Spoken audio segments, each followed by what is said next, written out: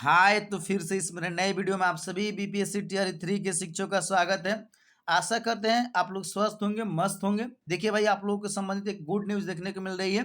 TRE 3 big update, जो योगदान की मार्गदर्शिका है, अलग-अलग ग्रुप में चल रही है, ये करना, वो करना है। फिलहाल शिक्षा विभाग ने उसको लेकर निर्देश जारी कर दिया है और अभी इस वक्त ये सबसे बड़ी खबर है भाई। और स्कूल योगदान के समय आपको किन बातों को ध्यान रखना है, पूरा विभाग ने स्पष्ट कर दिया है। चलिए पूरी खबर को विस्तार से देखते हैं, पूरे पत्र को ध्यान से देखते हैं। इसके पहले मेरे चैनल पर नए हैं तो चैनल को जरूर सब्सक्राइब कर ले, क्योंकि शिक्षा समिति हर एक अपडेट आपको समय समय पर मिलता रहता है। साथ ही जो भी जानकारी होती है आपको ऑफिशियल देने का प्रयास करते हैं। आइए देखते हैं। तो ये देखिए, कार्यालय जिला शिक्षा पदाधिकारी गोपालगंज, स्पष्ट तौर पर लेटर निकल गया शिक्षा विभाग द्वारा। स्थापना शाखा कार्यालय अध्यक्ष निदेशक प्राथमिक शिक्षा, शिक्षा विभाग बिहार, पटना के पत्रांक 7 विविध 181/24/12/14 दिनांक 8/5/2025 के आलोक में पत्रांक 379/10/5/2025 द्वारा बीपीएससी टीआरई 3 के विद्यालय अध्यापकों का विद्यालय पदस्तंभना पत्र वितरण, पहला ये जो है, जो कि गाइडलाइन मिल चुका है, प्राण आवेदन सहित अन्य दिशा निर्देश निर्गत किए गए हैं।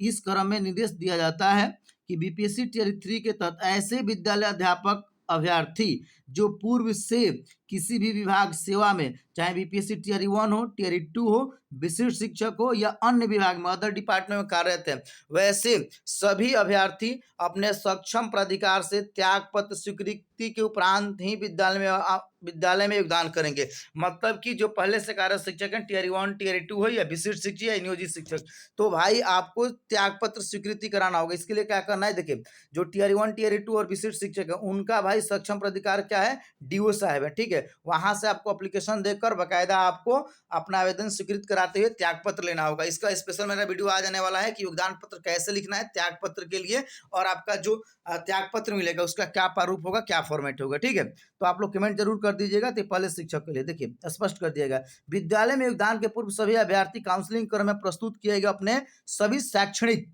प्रशैक्षणिक, मतलब जो भी आप डॉक्यूमेंट्स काउंसलिंग के समय में दिए थे, मतलब कि आप फॉर्म भरते समय जो अपलोड किए थे, जिसमें प्रमाण पत्र था आपका बीटेड, सीटेड, बीपीएससी का एडमिट कार्ड, बीपीएससी आवेदन प्रपत्र, काउंसलिंग पत्र, औपबंधिक नियुक्ति पत्र एवं अन्य सभी अभिलेखों का देखिए स्पष्ट कर दिया गया भाई। वाटर मार्क देना है, मैंने बहुत पहले ही बताया था, जिस समय आप लोग काउंसलिंग समाप्त हुआ तो उस समय मैंने बोला था कि इसको रखना है भाई, स्कूल योगदान के समय लगेगा। और फाइनली विभाग ने स्पष्ट तौर पर जिक्र कर दिया है कि हमको वाटर मार्क्स वाला ही डॉक्यूमेंट चाहिए, जिसमें आप काउंसलिंग में जो प्रस्तुत किए थे, और सब पे सेल्फ अटेस्टेड भी होना चाहिए। देखिए कह रहा है कि 2 सेट फोल्डर तैयार करेंगे। फिलहाल 2 सेट की बात की है, लेकिन मैं आपको राय दूंगा 3 सेट कर लीजिएगा। 3 सेट इसलिए कि एक आपका डीपीओ ऑफिस में चला जाएगा, और दूसरा आपका हो जाएगा बीआरसी चला जाएगा, और तीसरा आपके विद्यालय में सुरक्षित रहेगा। तो फिलहाल में 2 सेट भी रहेगा तो काम चल जाएगा, ठीक है। और एकदम क्लियर हो गया भाई, किसी के बहकावे में, इधर उधर के बातों में नहीं आना है। विभाग के गाइडलाइंस के अनुसार ही चलना है, आपको वाटर मार्क वाला देना ही पड़ेगा। चलिए क्लियर हो गया। कह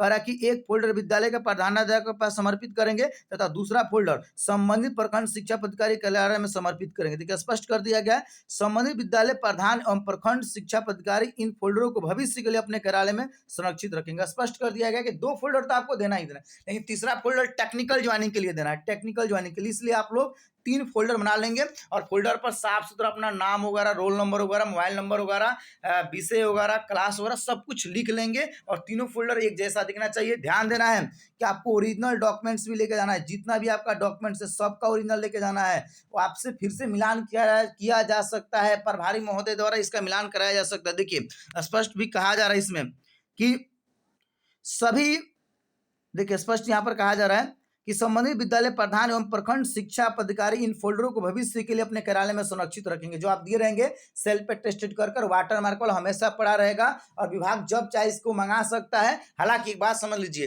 फ्यूचर में जो विभागीय जांच होता है तो उसमें चलता रहता है, इसलिए आपका डॉक्यूमेंट्स बीआरसी और आपका स्कूल और जिला में सुरक्षित रखा जाता है।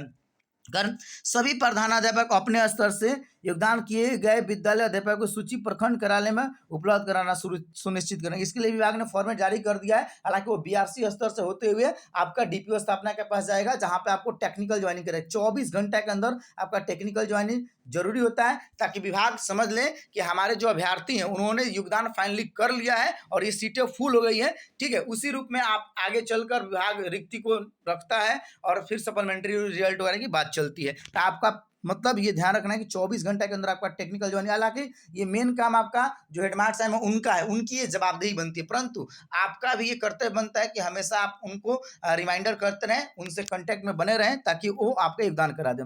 दातव्य हो कि जिला कार्यालय में प्रधानाध्यापक द्वारा सिर्फ योगदान प्रपत्र जमा किया जाएगा, कोई भी फोल्डर स्थापना शाखा में समर्पित नहीं किया। देखिए इस रूप में भी स्पष्ट कर दिया गया है कि हम जांच के लिए भले वहां पर ले सकते हैं। तो ये गोपालगंज का लेटर है स्पष्ट तौर पे। देखिए हालांकि बाकी जिलों में अलग अलग चीजें हैं, इसलिए मैं राय दूंगा कि आपको 3 फोल्डर बनाना है। गोपालगंज के लोग भले 1 फोल्डर 2 फोल्डर बनाएंगे और एक आपका केवल योगदान पत्र ओरिजिनल जो होगा वो आपका डीपीओ स्थापना में चला जाएगा। हालांकि ओरिजिनल सभी जिला में जमा हो जाएगा, इसलिए भाई ध्यान रखना है कि उसको आपको फोटो खींच लेना है, जीरोक्स करा लेना है, पीडीएफ बना लेना है, क्योंकि उसी दिन आपको प्राण के लिए एनपीएस फॉर्म अप्लाई करना है। एनपीएस फॉर्म अप्लाई करना है, उसमें सबसे महत्वपूर्ण डॉक्यूमेंट जो है आपका योगदान पत्र है, जो कि ओरिजिनल जो जमा होगा उसका जीरोक्स आपको उसमें लगेगा, बाकी पदस्थापना पत्र तो आपके साथ रहेगा ही रहेगा। तो देखिए मतलब विभाग ने जो गाइडलाइंस दिया है उसके तहत ये सारी चीजें हैं। हालांकि अलग अलग जिलों में स्पष्ट बात की गई है कि आपको 3 फोल्डर करना है, इसलिए आप लोग 3 फोल्डर ओरिजिनल लेके जाएंगे और सभी डॉक्यूमेंट्स को लेकर जाएंगे, जो भी आपका 10th है, 12th है, ग्रेजुएशन है, पीजी है, ठीक है, और आपका जो भी जाति आय निवास है, स्टेट है, बीटेट है, डीएलएड, सब कुछ आपको लेके जाना है। और योगदान होने के बाद टेक्निकल ज्वाइनिंग पर ध्यान देंगे। बाकी उसी दिन आपको प्राण के लिए रजिस्ट्रेशन करना है। भाई प्राण के रजिस्ट्रेशन करते समय बिल्कुल सावधानी बरतना है, इसको लेकर मेरा सेपरेट वीडियो आ गया है कि आपको प्राण आवेदन करते समय किन बातों का ध्यान रखेंगे, कौन कौन सा इंडो पे जाएंगे तो किस बात पर ध्यान रखेंगे, गलती नहीं हो। गलती होने का मतलब हुआ कि फिर आपको बहुत रिस्क हो जाएगा और जल्दी सुधार नहीं हो पाता है, क्योंकि इतना ना भीड़ होता है कार्यालय में कि कार्यालय के चक्कर लगाते लगाते आदमी थक जाए। तो ये सब आप लोग के लिए बातें, मैं समझता हूँ कि आप लोग का इस स्कूल योगदान से संबंधित जो भी डाउट्स था वो क्लियर हो गया है, विभाग ने स्पष्ट कर दिया है।